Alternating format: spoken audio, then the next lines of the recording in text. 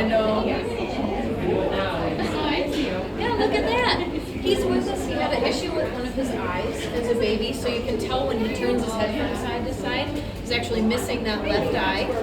Someone found him on the ground, and they were doing a great deed. They brought him into a house and put him in a cage. So, wild bird in a cage, not a great idea. No, and it ended up ruining some of his feathers. So, hopefully when he molts out his baby boy feathers and gets in his adult feathers, they'll be perfect.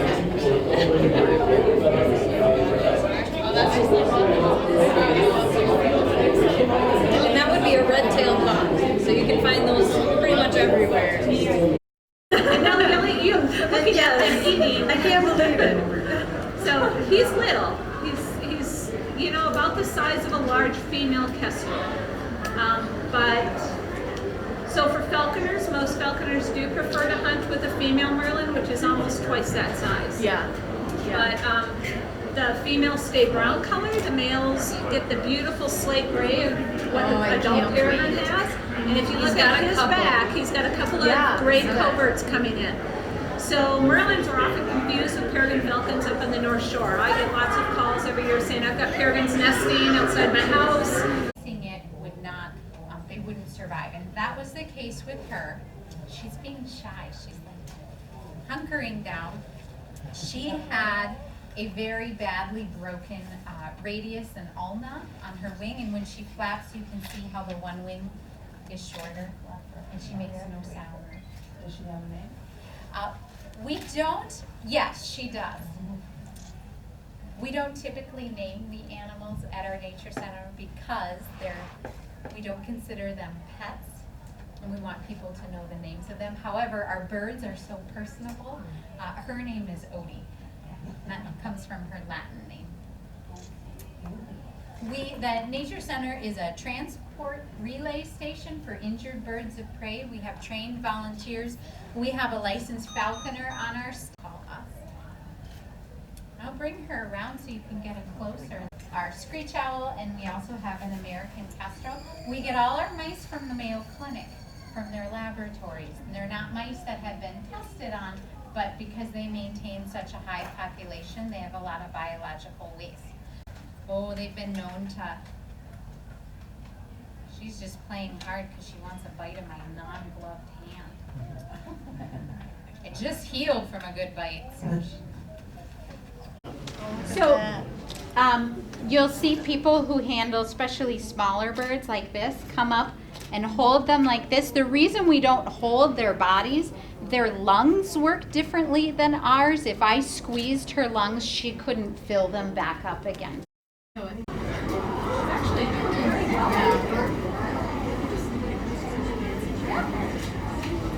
That should look like your way too. I can grab one. Merlin. So this would be females. A little bit larger. Yeah, then like this. Okay, bye. Okay, bye. I'll be here. Oh, wait. So compared to, like this would be a young peregrine falcon. Good afternoon, everyone. Quite a bit smaller. And then it's the small one right here, and then the peregrine falcon, which was just flat. Quite a bit difference in size. Considering the merlin is the size of a peregrine. Here is Donald, showing off the wings a little bit. Now that he's on my fist again, this bird, it's the feathers that give him a very large shape. He weighs in at just a shade over the 8-pound mark. He could eat up to 1/3 of his body weight worth of meat though in a single sitting. His stomach, the size of a walnut. So right here on the throat, if he eats everything today, he'll get a nice bulge. That's called the crop. That is the storage area for an eagle. It'll take him 10 to 12 hours to fully empty the crop and digest his food, and he'll be ready to eat again tomorrow. So he could eat almost 3 pounds of meat in a single sitting.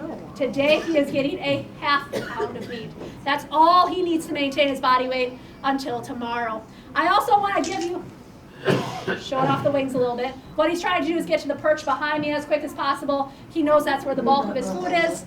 He is a very food-motivated individual. But before we do that, I want to point out the weaponry of choice, the talons. If you can get a look at that rear talon, that is hands down the most impressive talon in the building today. And that is why they are able to take down the large game that they're able to. I also want to point out, I'm going to have him step back here for a second. Check out the wing that is closest to me. Do you see how it doesn't fold up properly? That is his injury. He was living out in California when he was hit by a car. That wing was broken in 2 locations. As a result, he can no longer fly. He was looking for a home the same time we were looking for a golden eagle, so we bought him a plane ticket, flew him in from California, and now he's been working with us for 7 years. So what I'm going to do is I'm going to offer him this dinner. We'll see if he's interested. Yeah, he's usually pretty interested. He'll bring that down to his toes. He'll use his toes like we would use a fork at the dinner table to hold everything in place. That beak is a tool to the eagle. He's going to use that to rip and tear everything up into pieces small enough that he can swallow it. Yep. Now again, remember, a bird his size is capable of taking down something as large as a wild turkey, or in the right circumstances, that white-tailed deer. So they definitely are large predatory birds. And as he's working on this, you can see glimpses of that golden nape, how the species got its name. So as he's enjoying a fine meal, do you have any questions at all? Yeah, in the back. Where is that eagle camp? I don't remember exactly where it's located. This eagle camp is actually called Minnesota Bound. So if you Google that, it will pop up really quickly. It's one of the big eagle camps out there. It's gonna look like we had a pillow fight, by the way. Yeah. Any other questions? No. Okay, well, as I'm working with these birds, I often get asked if I'm worried about him leaning over and biting me, because his face can end up pretty close to my face. And the answer is no. Instinctually, these birds keep their face out of the action.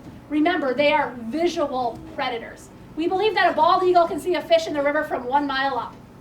We believe the birds in this building are capable of seeing a rabbit running on the hillside of Wisconsin 3 miles away. Their eyesight is phenomenal. So he wants to make sure that if he catches dinner, that prey item doesn't fight back and damage the eye, because that would mean you wouldn't survive in the wild. So am I worried about it? No. Have I been bitten by an eagle? Absolutely. When it happens, it is my fault. It means I wasn't doing my job correctly and reading the bird's body language. But it feels like somebody pinching you and twisting. It's uncomfortable. You'll survive. I actually have a bite list. A list of animals I have been bitten by in my career. Eagles do not crack the top 10 for most painful native bird bite. That title goes to the cardinal and the grosbeak. Little buggers. But they crush seeds for dinner. So when they bite you, it hurts awful. I've also had my lip split open by a raven I was working with in captivity. I totally deserved it, but it hurt. And I've been speared in my rear end by a crane. Yep. Those birds use their beaks as weapons. They use their beaks for defense. Eagles do not. They use their feet. That is why I'm wearing the big glove. Each one of his toes can exert about 400 psi of crushing force, which means he is physically capable of squeezing down, going through all 5 layers of leather, and puncturing my arm inside. It's because of training that should not occur today. Yep. You can see he's making very quick work of this. Any questions? Yeah. Under the conditions you talked about taking down a deer, what do the talons do that would actually kill them? Yeah, so what these birds do is they wait for the middle of winter when we have a deep snowpack and there's that thick icy layer on top. So the golden eagle is one of a very few species of eagle that will hunt in male-female pairs. So they take turns flying after that eagle, tiring it out in that thick snow, that thick ice, and eventually the deer gets so tired they're able to get on the neck and take care of business. So it's really being smart about how you're using your habitat to be able to take down the large game that they do. Yep. Any other questions? Yeah. Ounces of the actual meat do they consume in a day? How many ounces do they consume? He gets half a pound of meat. That's it. Yep. In the wild, he would eat more if he had the chance, but here in captivity, half a pound is all he needs to maintain his body weight. In fact, if we overfeed these birds, they can start to get some of the same health problems we would. So our birds are all on a diet. We track very closely how much they weigh each day and how much food they eat each day so that they stay in that optimum health. And that's how we're able to get some of those longer life expectancies out of the birds. Yep. Any other questions? You had some good questions. Yep, so he's going to finish working on this. Those of you up front will probably hear some of those last bones crunching as he's popping some of the joints of the spine. He wants to finish every last bit of this. And as soon as he's done, I'm going to have him step up and we're going to exit out that door. Again, since he's in training, I want to make sure that anytime he's in the classroom, he has a very, very good experience. That way he's willing to come in here for longer and longer periods of time. I do also want to remind all of you that we are a private nonprofit, so it's because of people like you that I have this amazing job, that Donald has a great home, and we appreciate you being here today for SOAR with the Eagles, and we hope that you'll come back many, many times and be able to see all the great programming that we have available to you. Can you step up? Yeah, so we're going to sneak out.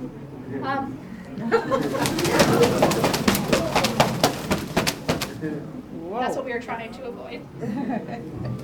Wow. Yeah, so because of that substantial wing injury, occasionally he has issues actually coming back up to the fist, and so we have to help him a little bit. That's what was going on there. He just got a little bit nervous as I asked him to move and panicked. So we're going to let him calm down, and then we'll continue on our way, making sure that he gets back to the enclosure without that happening again. But thank you all very much, and enjoy the rest of your stay.